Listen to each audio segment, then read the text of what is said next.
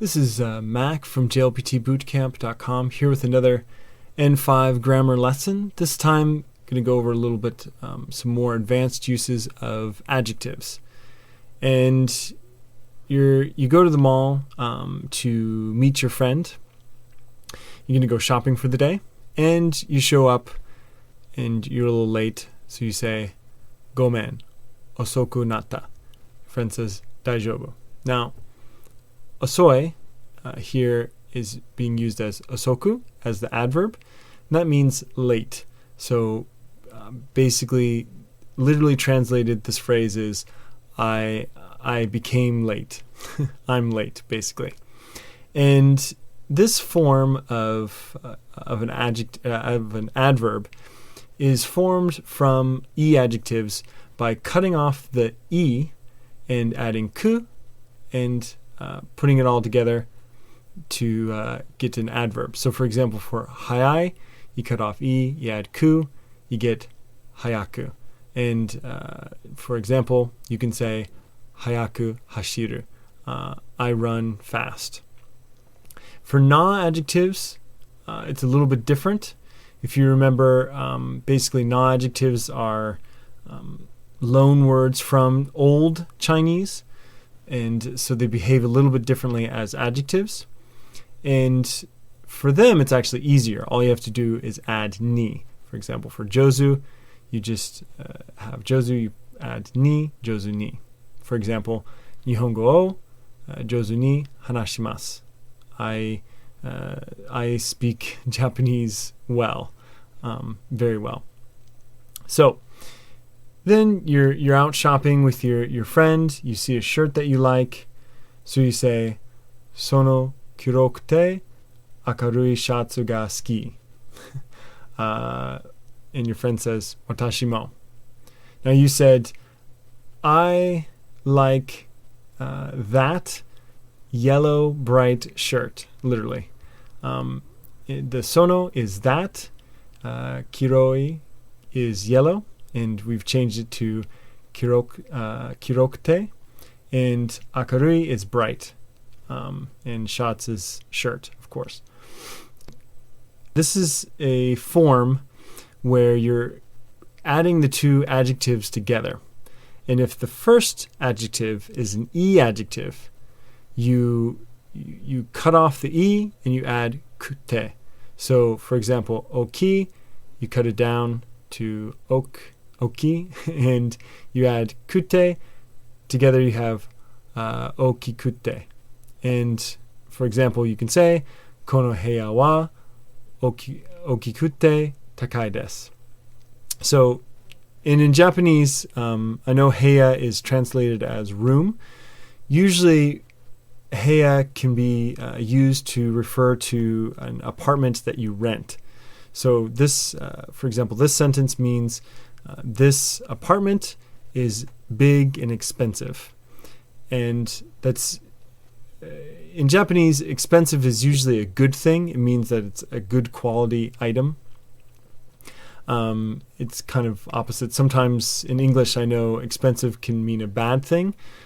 People are complaining. You can still use it that way in Japanese in some structures, but it's considered more of a good thing than a bad thing. And with na-adjectives, it's easy to kind of add these two adjectives together. You just have, for example, kire, you add de, you have kire de. So you can say kire de omoshiroi hito. Now, as you may notice, when you're connecting these adjectives, you can connect na-adjectives and e-adjectives together. All you have to do is change the first adjective in that sentence. So in this particular sentence, we have a na-adjective that comes first, so we add the de. And you can put a na-adjective afterwards or an e-adjective. It doesn't matter. You don't need to change anything. Same thing for e-adjectives, of course. You can put a na-adjective after it. So you can add e-adjective to a na-adjective, and all you have to do is put the kte ending to it. The only thing that you have to remember is that these two adjectives have to match connotation. They have to match the feeling. So they have to be, for example, two positive things, two negative things. In these two examples, they've been two positive things. So okikute takai desu is it's big and it's expensive. It's kind of high class apartment. So those are actually two good things added together. Kirei de amoshiroi is this person is pretty and a very interesting person. So two positive things about that person. You can't combine two negative things. For example, you can't say okikute yasui desu. So that seems like those would be two positive things, but actually in Japanese, yasui is kind of considered negative. So just be aware, that's maybe something that might come up on the test somewhere, especially in the first part of the grammar section. So moving on.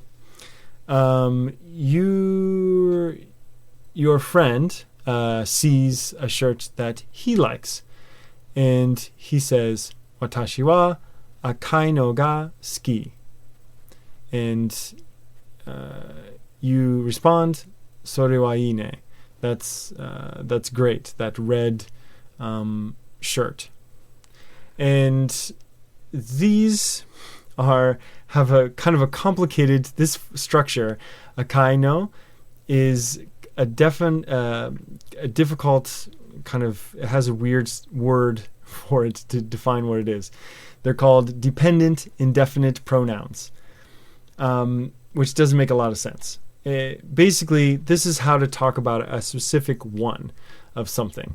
So if you're talking about a group of things and you want to talk about the small one, you would say chisai no. And for e-adjectives, all you have to do is add no. For example, this example sentence, sono chisai no wa kirei da ne. So isn't the small one pretty? Is basically the basic definition of this sentence. Sono is the or that one. Chisai is small, of course. No makes it one. Wa is the topic marker that marks what we're talking about. Kirei is pretty, and da is to make it stronger, your opinion more certain. And ne is added there to kind of has the meaning of isn't it? Don't you think? At the end. Now for non-adjectives, it's just as easy. All you have to add is nano. So it's kirei nano. You don't have to change anything, no conjugations, just add nano. For example, sono kirei nano wa takai desu. This the pretty one is expensive. So, do you think you got it all? Just some of these more advanced adjective uses. Let's take a quick pop quiz just to check if you have it all down. Can you translate this sentence? I speak Japanese skillfully. And now skillful is actually not an N5 word, but it's very commonly used. The word is umai, and umai can be used actually for a couple of different things. It can be used for food, skillful, or being an expert at something. But in this particular instance, we're going to use it for skillfully. So can you translate that sentence? The answer would be Nihongo o umaku hanashimasu. Nihongo is Japanese. O is the object marker. Umaku is skillfully, because we've changed umai. We've cut off the e, added ku. Makes it an adverb, and it's describing hanashimasu. I speak. Now, how about another one? That car is new and expensive. And quick hint, new is Atashi.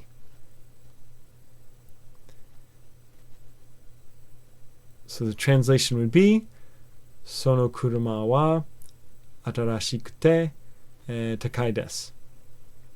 So it's sono is that or the, kuruma is car, wa is the topic marker, atarashikute is the conjugation of the E adjective to allow it to kind of connect with takai.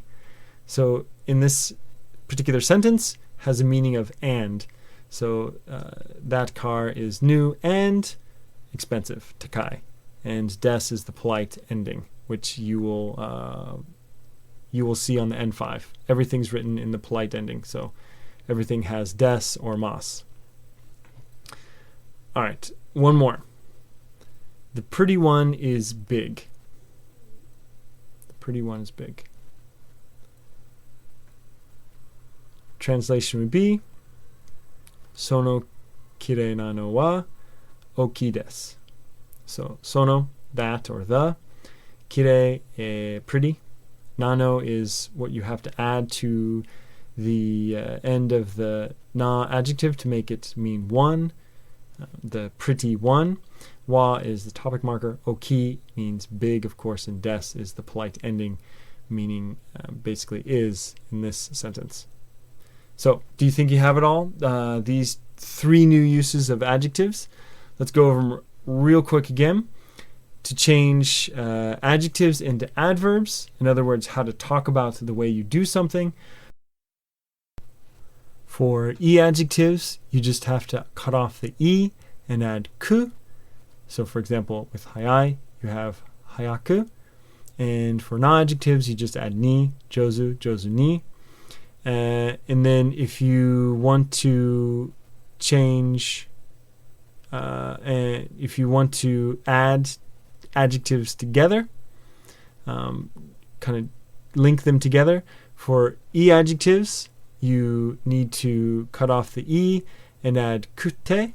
So, for example, oki becomes okikute. And for non-adjectives, you just add de, kire de. And for dependent indefinite pronouns, basically how to talk about a specific one, you need to just add no to the end of E adjectives, nano to the end of na adjectives. And that's it. Those are 3 new uses, hopefully, of adjectives that you learned today. And so I encourage you to give these a try in conversation and next time you practice your Japanese. And if you know anyone that is studying for the N5 exam, do them a favor and send them this video, help them out, and help them pass that test. Until next time. This has been a grammar explanation video from the JLPT Bootcamp premium site. Inside the site, you will find some extra goodies, for example, some cheat sheets for all of the videos. And those cheat sheets include a few things, for example, some common mistakes that people make, as well as some example test questions for the JLPT. If you're interested in taking the JLPT and you want that extra edge, something to kind of push you above and get the points that you need to pass, I encourage you to stop by the website at jlptbootcamp.com/premium. There you can find the cheat sheets as well as some extra practice with the grammar points that I've been talking about today. Hope to see you in the premium site very soon. This has been Mac from jlptbootcamp.com.